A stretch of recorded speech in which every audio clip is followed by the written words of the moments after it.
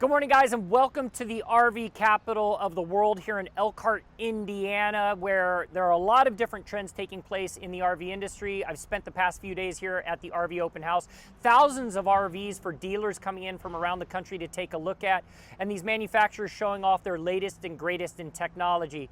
Speaking of technology, right off the top, Thor Industries announcing a new partnership with a company called Harbinger Motors, bringing the world's first fully hybrid electric RV into the market. It'll get 500 miles of range, 150 miles of pure electric charge, and a cool performance statistic if you want to race it a 0 to 60 in about 6 seconds. Winnebago showing off its all-new Connect app. What makes this unique is that you can actually engage with your RV anywhere in the world. You can control the climate to ensure that your pup is cooled down, and you can monitor things like your batteries, your tanks, and water as well. That'll be coming to Winnebagos here in the very near future. Affordability, a big discussion point here in Elkhart as well.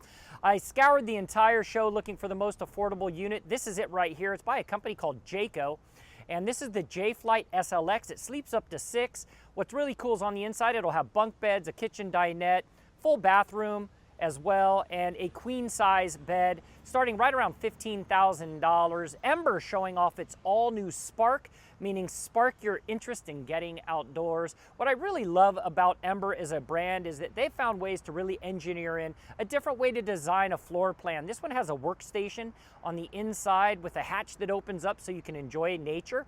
Full kitchen on the inside, of course, theater seating, and there's your queen size bed right there, right around $39,000 for that Ember Spark. Now, Grand Design, they're known for towables, so travel trailers and fifth wheels. They're getting into the motorized market.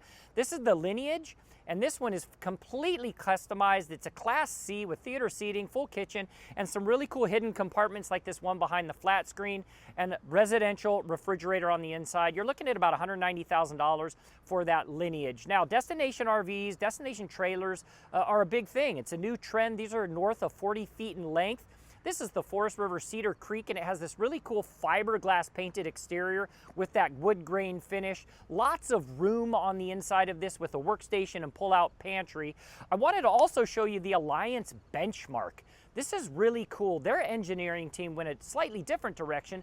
They wanted to create an outside experience where you can integrate in an actual deck or patio that keeps you outdoors enjoying nature. Now, with destination RVs, you can take them to campsites, but you can also take them and drop them on a piece of land that you might own, over a lake or a river. Look at this washer and dryer, of course, on the inside as well. And the Crossroad Hampton, I really love the design of this all-new destination RV. This one has a big bay window, lots of storage, and as you make your way inside, lots of cool space. Of course, it will also have a pretty good-sized kitchen, master suite, and even a washer and dryer as well. All these start about $100,000.